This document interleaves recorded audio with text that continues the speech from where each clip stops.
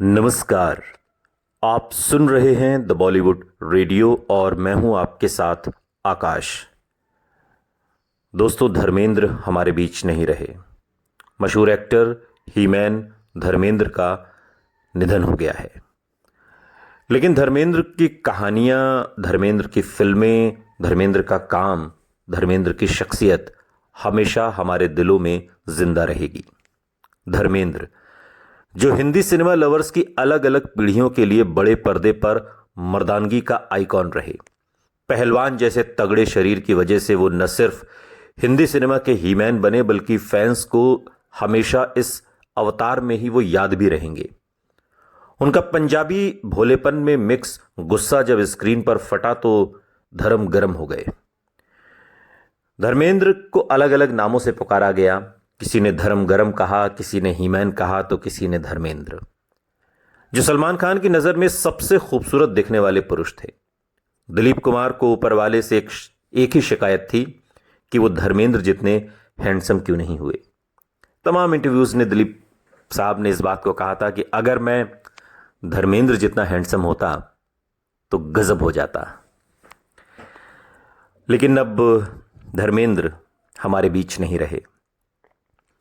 धर्मेंद्र जिनकी पहली फिल्म दिल भी तेरा हम भी तेरे साल 1960 में रिलीज हुई थी और पिछली फिल्म तेरी बातों में ऐसा उलझा जिया अभी पिछले ही साल, और आखिरी फिल्म 21 अभी दिसंबर में रिलीज होनी बाकी है। 65 साल और 300 से ज्यादा फिल्मों वाले शानदार करियर, दिलदार स्वभाव और बेजोड़ शख्सियत के साथ धर्मेंद्र ने इस दुनिया से विदाई की, अलविदा कहा। मगर अपने पीछे एक ऐसी विरासत छोड़ गए जो किसी किंवदंती से कम नहीं है। यकीन कर पाना मुश्किल है। और इस किंवदंती में कहीं कहीं पर जीवन की खुरदुरी, रियलिटी के कुछ इंटरवल्स भी आपको मिलेंगे, जिन्हें अपने हिस्से की आलोचना भी मिली। मगर ओपनिंग एक्ट से लेकर क्लाइमेक्स तक धर्मेंद्र का जीवन एक किसान परिवार से निकले मस्त मौला लड़के की ब्लॉकबस्टर कहानी रहा, जो जिंदगी के आखिरी दिनों में भी खेती, किसानी और अपने फार्म हाउस में रहा करते थे। अगर आप धर्मेंद्र का इंस्टाग्राम देखेंगे, द बॉलीवुड रेडियो को धर्मेंद्र साहब इंस्टाग्राम पर फॉलो भी करते थे और तमाम जो हम पोस्ट डालते थे, जो उनसे जुड़ी हुई जो किस्से कहानियां सुनाते थे, उसको वो शेयर भी करते थे। लेकिन अब धर्मेंद्र हमारे बीच नहीं है। धर्मेंद्र की फिल्मों में एंट्री सपना सच कर देने वाले किसी रियलिटी शो से कम नहीं थी। पंजाब में लुधियाना जिले के नसराली गांव से आने वाला ये लड़का स्क्रीन पर दिलीप कुमार और मोतीलाल को देखकर हीरो बनने का सपना पाल बैठा। उस दौर में एक सरकारी स्कूल मास्टर के बेटे के लिए यह सपना पूरा करना आसान भला कहां रहा होगा। मगर पंजाबी जट खून चांस लिए बिना तो मानने वाले नहीं थे। सो अटैची उठाई और बंबई चल दिए और स्टूडियोज के बाहर काम मिलने का इंतजार करना इतना थकाऊ था कि धर्मेंद्र एक दिन फ्रंटियर मेल पकड़कर वापस पंजाब निकलने वाले थे। लेकिन भला हो पंजाब से ही किस्मत आजमाने आए मनोज कुमार का, जो धर्मेंद्र और शशि कपूर के साथ इन लाइनों में लगा करते थे। मनोज ने रोका, मोटिवेट किया तो धर्मेंद्र ने कुछ और दिन ट्राई करने के लिए मन को मनाया कि यार कुछ दिन और रोका जाए। 1958 में महबूब स्टूडियो में चल रहे फिल्म फेयर के टैलेंट कॉन्टेस्ट की देन रही कि डायरेक्टर बिमल रॉय ने धर्मेंद्र को देखा कि ये एक हैंडसम लड़का, पंजाबी जट, इस पर दांव लगाया जाए। जिन देवानंद को धर्मेंद्र हमेशा पर्दे पर देखते थे, उन्होंने पर्सनली धर्मेंद्र को अपने मेकअप रूम में बुलाया।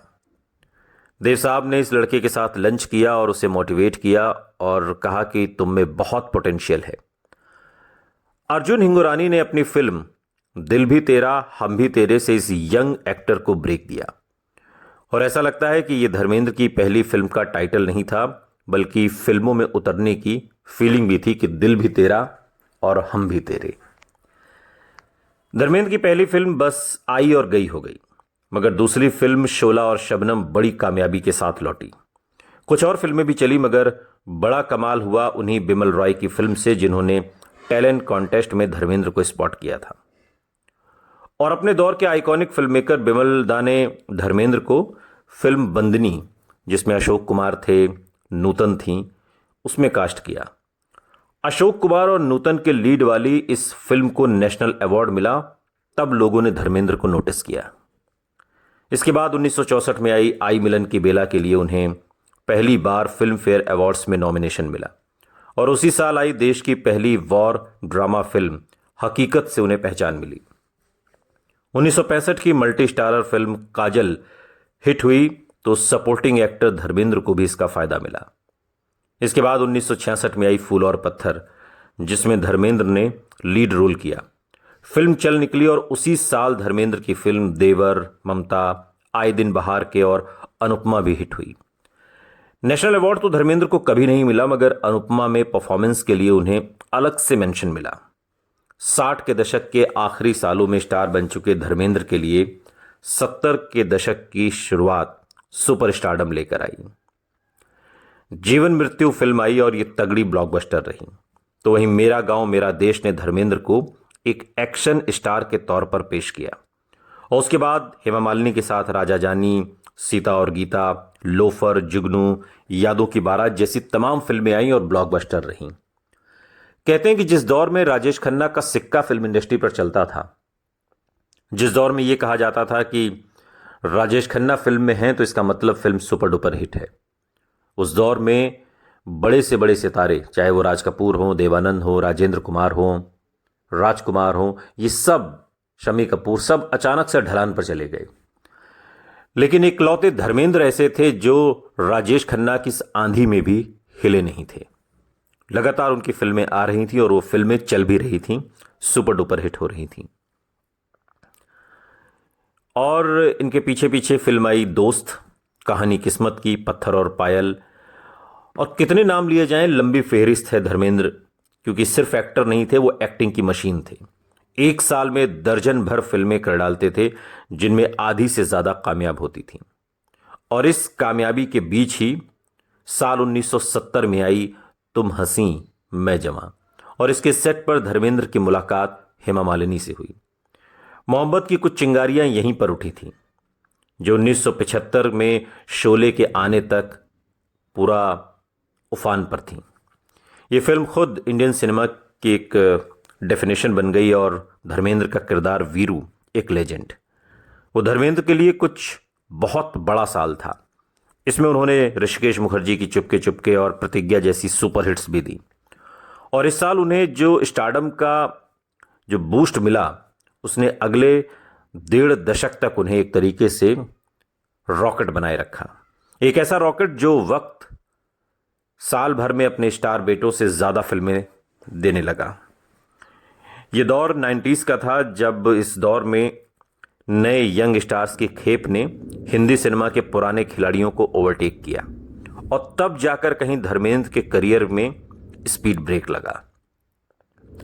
लेकिन एक दशक की लव स्टोरी और साथ में कई फिल्में करने के बाद धर्मेंद्र ने जब साल 1980 तारीख 2 मई को शादी की, तब धर्मेंद्र पहले से शादीशुदा थे और 4 बच्चों के पिता थे। मगर इस शादी ने अपने हिस्से के विवाद भी देखे। धर्मेंद्र जब पंजाब से बॉम्बे के लिए निकले भी नहीं थे तो 19 साल की उम्र में उनकी शादी कर दी गई थी। उनकी पत्नी प्रकाश कौर ने 4 बच्चों को जन्म दिया, सनी देओल, बॉबी देओल, विजेता और अजीता। और इन बच्चों के पिता का हेमा मालिनी से शादी करना अखबारों में हल्के से नहीं लिया गया, बहुत चटकारे लेकर इन खबरों को छापा गया। मगर प्रकाश कौर ने इन सब बातों के बाद ऐसा बयान दिया जिसने सारे विवाद पर लगाम लगा दी। एक बहुत पुरानी रिपोर्ट है और उस अखबार में प्रकाश कौर ने एक इंटरव्यू दिया और उस इंटरव्यू में प्रकाश कौर का कहना था कि धर्मेंद्र ही क्या, कोई भी पुरुष हेमा को उनसे ज्यादा तरजीह देता। उन्होंने हेमा से सहानुभूति भी जताई थी कि उन्हें भी अपने घर, परिवार, समाज में बहुत कुछ झेलना पड़ रहा होगा। मगर साथ ही प्रकाश कौर ने यह भी कहा था कि मैं हेमा की जगह होती तो शायद ऐसा नहीं करती। एक महिला के तौर पर मैं उनकी फीलिंग्स समझ सकती हूं, मगर एक पत्नी और मां के तौर पर मैं इन्हें स्वीकार नहीं कर सकती। धर्मेंद्र और हेमा मालिनी की लव स्टोरी और शादी सिर्फ गॉसिप का हिस्सा नहीं रही, एक लंबे वक्त के साथ बदली और इस लंबे साथ का असर दोनों की बातों में अभी तक नजर आता है। कुछ लोगों ने दोनों को पॉलिटिकल करियर के दौरान भी एक दूसरे से जोड़कर देखा था। हेमा ने 1999 में बीजेपी के कैंडिडेट बने, साथी एक्टर विनोद खन्ना के लिए चुनाव प्रचार किया और 2004 में उन्होंने ऑफिशियली बीजेपी ज्वाइन की। और हेमा मालिनी ने जब पार्टी ज्वाइन की तो मार्च में धर्मेंद्र भी बीजेपी में आ गए। पार्टी ने उन्हें बीकानेर से टिकट दिया और वो चुनाव भी जीते। चुनाव में कैंपेन के दौरान धर्मेंद्र ने एक भाषण दिया जिस पर बहुत विवाद हुआ था।